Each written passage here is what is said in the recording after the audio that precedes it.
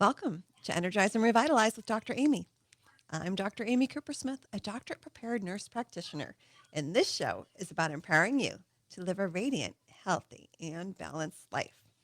I'm very excited to introduce today's guest, Fitz Koehler. You are a fitness expert with a master's degree in exercise and sports science from the University of Florida.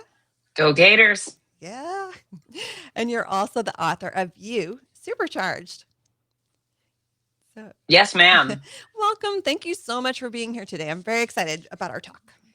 Yeah, me as well. Thank you so much for having me. Yes. So let's start with your book, You Supercharged. I had the opportunity to read some of it. You have a lot of great insights. What inspired you to write it?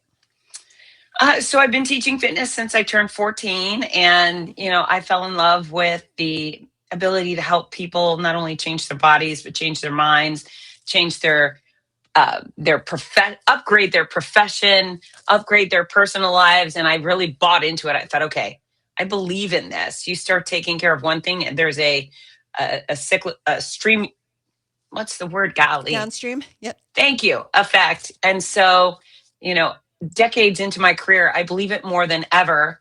And so I've been wanting to write this book for a long time, to make fitness understandable, attainable, fun, to convince and compel people that they should invest in their physical and mental health. And then also to combat all the nonsense going, all the people selling pills and powders and diets and garbage and lying to society. And so I wanted to put it all in one place to boil it down so everybody could understand that, yeah, fitness is for them. And if they do what I tell them to do, they will accomplish almost everything in life they want to accomplish. Oh, that's wonderful. This show is a lot about, kind of sorting through all the noise out there Yeah. because there's so much. And I think Yeah. it can be really confusing for people. Absolutely. And I say that fitness is the most simple, stupid science on earth. I've got this master's degree and I say, okay, the nuts and bolts is watch what you put in your mouth, move your body, get some quality sleep, have some simple mental health measures. So it really boils down to a really simple formula. But sure, there are some nuances that can be tricky, confusing. And then again, the volume of the bad guys, of the lying liars, the vultures, the snake oil salesmen, the thieves that are distorting the truth to reach into the pockets of really good people who all they want is health. That is what's screwing it up. If I could go and punch all those people in the nose and get them to stop, then I think the light bulb will go off for most people and they'd go, oh, it really is quite simple. And yeah, I can do that. And then we'd see major, major upgrades in not only individuals, but society. Yeah, I get asked all the time. I saw this on TikTok and it's some sort of magic diet or magic Right. supplement. And Hmm. I'm like, oh, well, let's talk about that. First of all, who released this? Was that an Right. expert or was that an influencer? Yeah, yeah. It's funny. I'm on TikTok. I'm on Instagram. I'm sure you're in those places too. There are some of us who are legit Yeah. and doling out, science-backed information. But this is where I want people to go is, if I gave you an apple and I put the word diet on it and I said, hey, listen, this apple might be $5, but it's a diet apple. You would know right away that I was lying to you, right? Apple's a freaking masterpiece of a fruit, really good for your health for a lot of reasons. But if I slammed the word diet on it and charged you $5, you'd say, Fitz is trying to pull one over on me. No, any single product out there with the word diet on it is lying to you. They're taking advantage of you. They're stealing your money. There is no such thing as diet food or diet drink. And all diets are short-term measures that lead to short-term results. And so instead of going for the packaged crap that somebody's promising miracles out of, you go to the produce department, right? You go to the meat department, and then you make wise decisions at the farmer's market or the grocery store. But all of the quote unquote health food, nutrition food, just all of it's garbage. Stay away from it. Just look to real quality products that have grown from the ground, and you'll be in pretty good shape.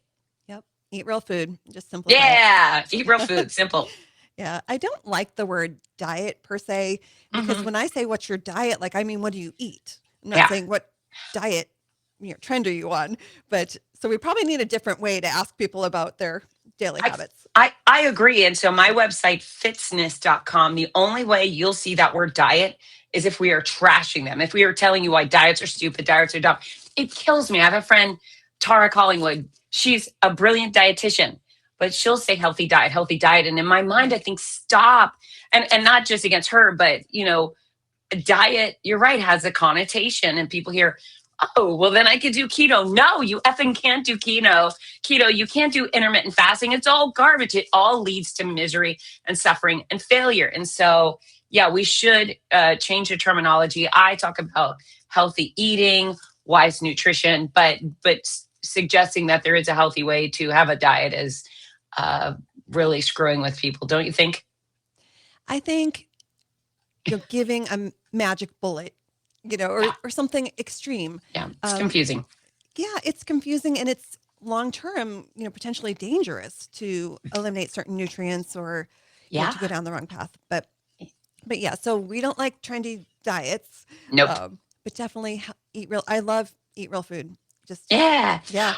Also, I know I come out so abrasive, right? Amy, you're very mild. I'm like, rah, but I'm so passionate about it. And it's if you could help people, right? If we can convince them, that the other ways, the shortcuts are the bad ways. And then it's funny when I choose the exact formula for weight loss. And I simply just teach people how to eat the right amount of the right food for the size specifically they want to be. There is a legitimate formula for that. And when I share people go, it's so fascinating to see the look on their face, and they go, it can't be that simple. No, it's that simple. No, it can't be that simple. And then they follow it, and all of a sudden the weight starts falling off, and they're like, golly, why didn't I know this 40 years ago? Absolutely. And I think it depends too on where people are starting. If somebody's eating a large quantity of unhealthy foods, by stopping that, a lot of times we can see very quick results just by eating real food, which is amazing. Right. Right. You get so much more of it. I mean, if you're, especially from the produce department, golly, you could eat a lot of food and you can be so stuffed. You can have that wonderful feeling of satiety and fullness and still be losing weight. Hooray for that, right? It's hard to eat too much broccoli. Yeah. You try as you may. It's hard to do it. So I talk with my clients, whether they're just, focused on healthy aging or they're trying to lose weight, but we talk about muscle and how important it is to keep their muscle. So what have you seen with your clients in both of those areas? Yeah. So muscle or strength training, I should say, is the fountain of youth. Yeah. I would say 90% of the people aren't doing enough. There's certainly a decent amount of group that are committed to the cause, and you can see it. But strength training not only makes your muscles more powerful, it's your ability to lift, press, push, pull against resistance of any sort, but it boosts your metabolism. Strength training builds bone density. So everything about you will be better. It will increase your energy. You'll stand up stronger. You will feel stronger. That confidence goes a long way too. It spreads into your career and your personal life. And so strength training is incredibly valuable. I work in the running industry. I'm a race announcer. So I'm on the microphone at many of the largest, most iconic running events in America. It's phenomenal how many, 5K runners and full marathoners come through my finish lines each year. And so many of them do not qualify as fit. And so in order to qualify as fit, a person has to be proficient in 4 different pillars of fitness, I call them. It's not only that cardio health which is your heart and your lungs, paramount to survival, right? But then it's your strength. Again, it's not just your biceps or your abs. It's all over the ability to push, pull, press, and lift against resistance, right? And then there's flexibility, mobility. Our shoulder girdle was meant to go in about a 360-degree direction. Do most people do that every day? Can their shoulders move in that direction? Their hips, the same. People are working on flexibility. That's your ability to reach and twist to the full extent. Well, that diminishes all the pain and reduces your likelihood of having sprains, strains, and tears. And then the 4th pillar of fitness is your balance. And that's important so you don't fall down. And, we lose so many of our seniors seemingly healthy seniors, they trip, they fall, they break their hip, they're gone in 6 days. And Mm, so strength, cardio, flexibility, balance, all four pillars of fitness matters. And if you're deficient in one, you don't even qualify as fit. yeah. Yeah. I'm a reformed marathon runner. Um, and, Okay. and when I was training in that way, I wasn't lifting weights. Yep. And when I see pictures of myself during that time, I look doughy, like just, I didn't have that great muscle tone. Yeah, it's interesting. Runners will say, well, runners often just run, and then they say, "Well, I only have time for running." No, and I teach strength training for runners workshops at many of the races I announce, and it's convincing them. Okay, instead of running 17 miles, run 16, run 15, and do this 12-minute strength training workout. Not only is it good for your total body, but you're so much less likely to endure all the pain, suffering, and misery that's brought on by typical runner issues like plantar fasciitis, IT band syndrome, piriformis syndrome.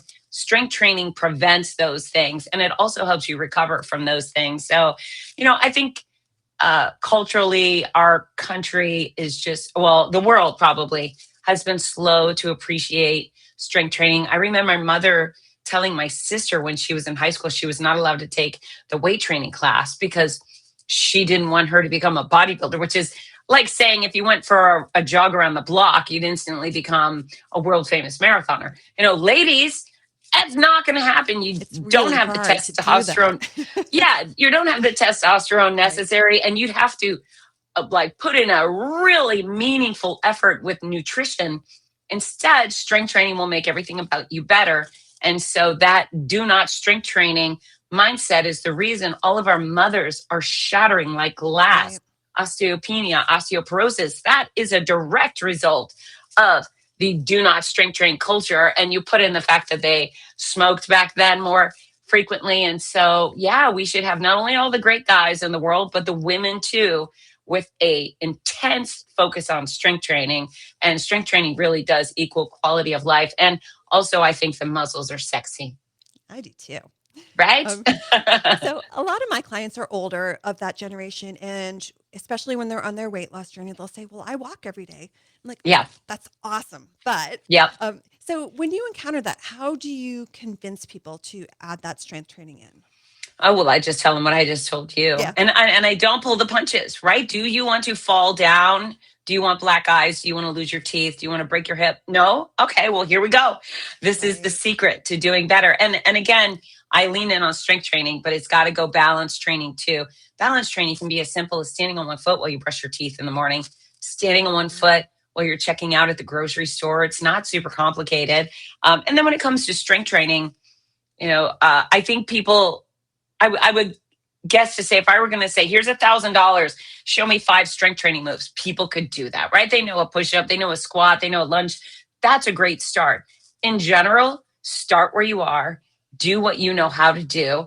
And then you look to an expert like me and say, okay, Fitz, I've been doing some push ups on my knees and some lunges, and I'd like to do more. And I say, okay, well, I have a whole YouTube channel with 100 videos. And, there's other fitness professionals doing that. In my book, not only are there 400 pages of content, there's 300, oh, no, it's 300 pages, over 400 photos teaching people how to exercise. So I've created incredible resources, but there's a ton of other fitness professionals who have done the same. So just start where you are right now. And then the only mission you have to take on is to get 1% better every day. You don't have to Absolutely. go way better, go overboard. In fact, please don't. That'll deter you from from exercising again. Just do what you know how. Get 1% better tomorrow, and then 1% better the next day. And then 6 months later, all of a sudden you're looking at yourself thinking, holy hell, I look good. I feel Yeah. great. Yeah, that really struck me about your book was all the examples of how people Yeah. can do this at home. No equipment needed. Everybody has the tools in their body that they need Yeah. to start strength training, which is awesome. Man, gravity is like the greatest strength training Sometimes can be our program on friend. earth. Yeah, for sure. All right, we're going to pause for a break from our sponsor. You're listening to Energize and Revitalize with Dr. Amy. Don't go anywhere. We'll be right back. Welcome back to Energize and Revitalize with Dr. Amy. I'm Dr. Amy Coopersmith, and my guest today is Fitz Koehler. Before the break, we were talking about her book, You Supercharged, and all the reasons we need to eat properly and that we need to move our bodies. So we were talking about strength training quite a bit, but you also mentioned flexibility. So what is involved in flexibility training? Yeah, it's just moving your body in all the ways that it was designed to move. So it's interesting. I think most people move in a linear fashion. They're always moving forward, backwards, on occasion, side to side, but usually just forward and backwards. And so our body was designed to twist in all these interesting positions.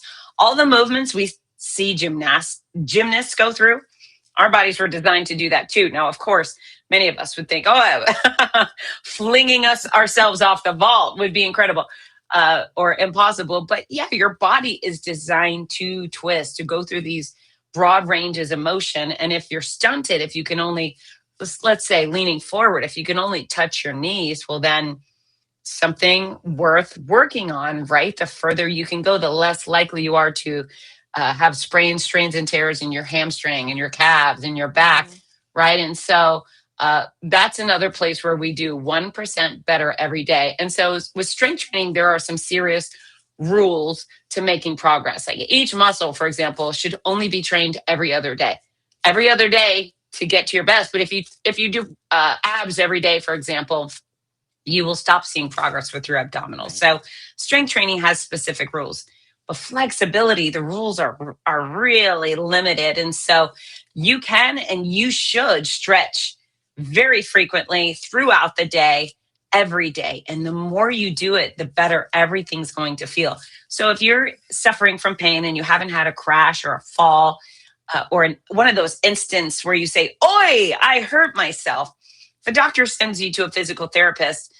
uh, there's a great likelihood that the reason you're experiencing pain is because you were either tight or weak. So we talked about strength training, very important for your whole body, but the same thing for flexibility. Tightness causes pain, it causes restriction, increases your chance of injury. And so, I build strength training into certain portions of my day so I don't forget. For example, I have two dogs and I let them out regularly. When I'm at home here in Gainesville, I let Levi and Joey out and I instantly get down on the ground on the carpet and I stretch my hips.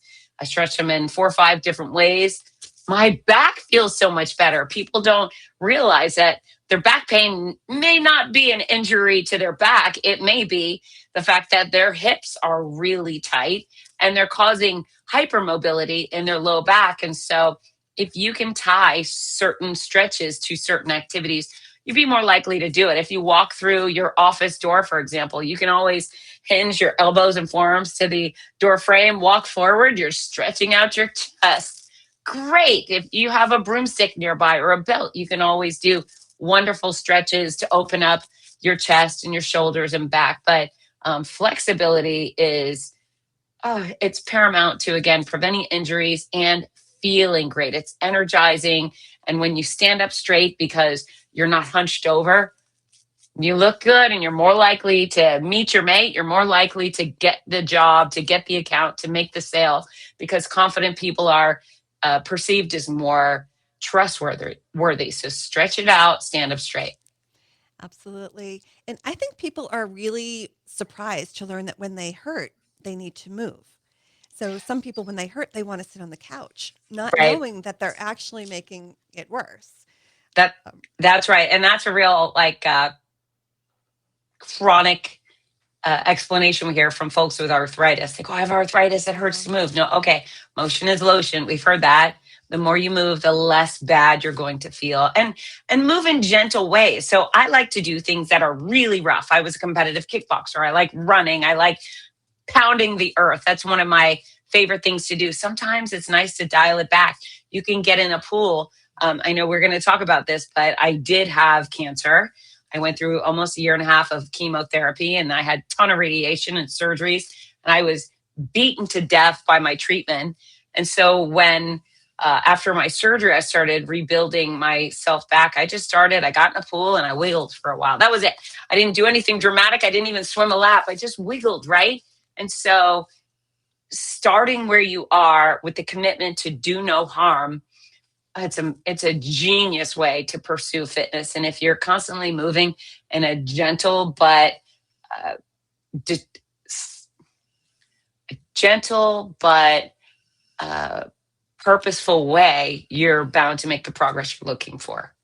Yeah, and I love how you give those small examples because it doesn't have to be a full 1 hour yoga session, but No, 5 or 10 minutes is going to help you, be more absolutely. flexible. And some Yeah. people think, well, I'm not going to exercise because I don't have an hour.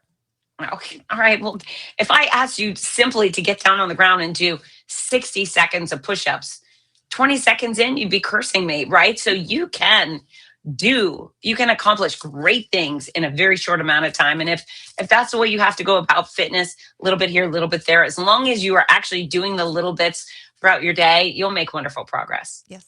Yes. So now you are a breast cancer survivor. Right. How did going through that change how you do things with your clients and with yourself? Right. So it certainly made me more empathetic, which, because as you hear, I'm very pointed, I'm very aggressive. People need to do this.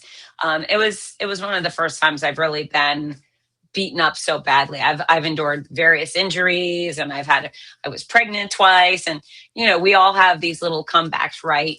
That was a big setback. It was a very big setback. So Right. I it did less of changing me, more than uh, convincing me that the preaching I was doing was more meaningful than ever. The impact fitness made on my life before cancer, during cancer, and after cancer was more profound than I thought. And so, yeah, I mean, really, how do I get people to understand that they need to prepare their body to do battle today, because you never know when injury Right. or illness will strike. And it will. I mean, I'm not trying to scare y'all, but something will happen to all of us. Hopefully it's not cancer. Hopefully it's not ALS or Parkinson's. It might be. Maybe you get hit by a bus. Maybe you just trip over the crack in the sidewalk and you break your kneecap. But a setback will come. At that point in time, the great majority of folks say, oh, well, something went wrong. I can't exercise. Baloney. When something goes wrong, you need to lean into your healthy habits more than ever. That's when fitness really counts, because, I got to a certain point in my cancer care, and I was doing what I could when I could. And if anybody's ever worked to do their best at the time, it was me. But the chemo was meaner than I was, and I lost a ton of weight and I lost a ton of muscle. And even though I was paddling for dear life, I was still sliding backwards. And I remember going into one of my chemo treatments, and my oncologist, he goes, Fitz, you are doing so great. I'm so proud of you. And I was gray and bald, and literally every part of my body had been decimated in some regard. I said, Dr. Gordon, I am not doing great. I don't know why you're saying that. He goes, no, you're doing so great. I'm so proud of you. And I just grabbed my head and said, what are you talking about? I'm a catastrophe. He said, yes, I know you're suffering. And I know you've been set back. He said, however, if you were not so healthy and fit and committed to that coming into this, you would be way worse off. I did spend one night in the hospital for blood transfusions, which was very sad and upsetting. But he said, if you weren't so focused on the fitness, he says, I'm giving you the meanest chemo drugs I give anybody. Out of all my patients, you're getting the worst. He said, most people would have been hospitalized for a month, not just a day. Most people would have had a feeding tube, which often leads to infections and all these other things. He said, you've been getting on planes, flying around America to do keynotes and race announcing. You're suffering, but you are in such better shape than almost anybody would be without your commitment to fitness. And that's when the light bulbs went off. And I thought, oh, it really does matter. And so that's one of the ways chemo has impacted me, or cancer. It has made me even more Yeah. compelled to get people to do better and be better, not only for all the good days, but the hard days too. Yeah. I agree that being fit before something happens is imperative to surviving whatever's going to happen to us.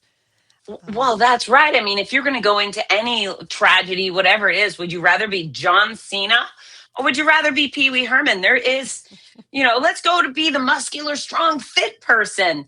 That's the person who can handle adversity. Lindsey Vaughn just blew Mm, down the mountain in Milan and split her leg open. I heard she could have lost the leg if she wasn't such a healthy girl. She will come back. I have no doubts about Lindsey Vonn. I don't think any of us do, because she's so fit. If our overweight neighbor falls down and sprains his ankle, oh my gosh, what is going to happen to that guy, right? So don't be the overweight neighbor. Don't be the person who's going to have their life fall apart because you've had a small or a significant injury. Just focus on it now. 1% better. Make it happen.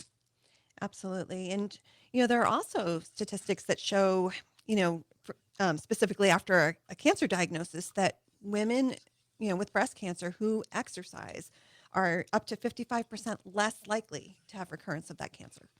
Oh yeah, there was actually so we've talked about You Supercharged, the exact formula for fitness, Yes. weight loss, and longevity. But I also wrote the Cancer Comeback series. So it's my Noisy Cancer Comeback, Your Healthy Cancer Comeback, and the Healthy Cancer Comeback Journal. But Your Healthy Cancer Comeback, Sick to Strong, is on the first page. Study out of Tel Aviv, I think 2022. Anyways, they said that vigorous cardiovascular exercise makes a cancer patient, it's like 72% less likely to have the cancer metastasize, and increases your chances of or decreases your chances of having a recurrence. So exercise, nutrition will increase the chance you reach remission, will decrease the chance you have it spread or recur. And so, yeah, we have a lot of power. I'm a big fan of Western medicine. I'm super grateful for all the treatments I received, the brilliant doctors, the scientists, everybody who contributed to my care. But I do feel like I had a major role in, my success, and the fact that I'm 6 years cancer free. I take some of the credit for that. And many other cancer patients should know that they have control and they should be empowered by that. Absolutely. I think very important when you're going through something like that is focusing on what you can control.